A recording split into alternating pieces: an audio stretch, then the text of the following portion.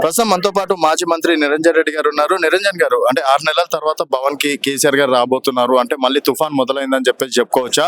మొన్న పిసిసి అధ్యక్షులు మహేష్ కుమార్ గౌడ్ గారు కావచ్చు, రేవంత్ రెడ్డి గారు అసలు బీఆర్ఎస్ పార్టీ అనేది లేదు, తుడుచుకోపోయిందని చెప్పేసి అంటున్నారు. సో ఎంతవరకు నిజం? సరే, వాళ్ళు అనేది నిజమైతే ఆయన ఎవరో మీరు అన్నటువంటి అధ్యక్షుడు కానీ, పార్టీ అధ్యక్షుడు కానీ, లేకుంటే మీరు అన్న ముఖ్యమంత్రి కానీ కేసీఆర్ పేరు తీసుకోకుండా రాజకీయాలు చేయొచ్చు కదా. వెంకటేశ్వర నామం రోజు నిద్ర లేవగానే స్నానం చేసి దండం పెట్టుకొని చదివినట్లు కేసీఆర్ పేరు ఎందుకు చదవాలి?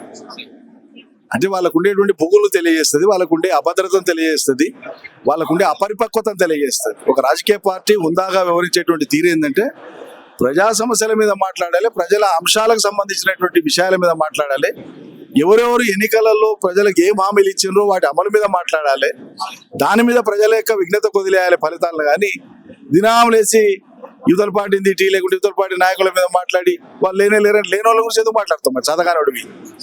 మరి ఎన్ని రోజులు రాని కేసీఆర్ గారు ఇప్పుడు ఎందుకు రాబోతున్నారు సార్? ఎన్ని రోజులు ప్రజా సమస్యల గురించి కూడా ఎక్కడ కూడా ప్రస్తావించలేరు కదా. 15 నెలలు అవుతుంది దాదాపుగా. కేసీఆర్ అధినేత, కేసీఆర్ మాట్లాడంటే వ్యక్తి కాదు, బీఆర్ఎస్ పార్టీ మాట్లాడేది. రోజు లక్షలాది మంది కార్యకర్తల నాయకులు ఏదైతే రోజు మాట్లాడుతున్నారో అది కేసీఆర్ మాట్లాడడమే.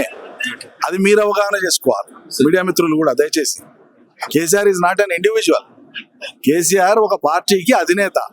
అధినేతని మాట్లాడు రోజు. అధినేత భావము లక్షలాది మంది నోటి నుంచి రోజు వస్తేనే కోట్ల మందికి పోతుంది.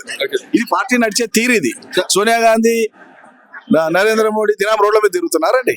మరి ఎందుకు ఆశిస్తారు మీరు కేసీఆర్ ను?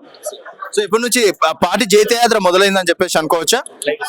జైత్రయాత్ర మొదలైందని చెప్పేసి ఏ యాత్రనో మీరే చూస్తారు భవిష్యత్తులో. సో ఇప్పటి నుంచి కేసీఆర్ సునామీ మొదలైందని చెప్పేసి మాజీ మంత్రి నిరంజన్ రెడ్డి గారు అంటున్నారు. నిరంజన్ రెడ్డి గారితో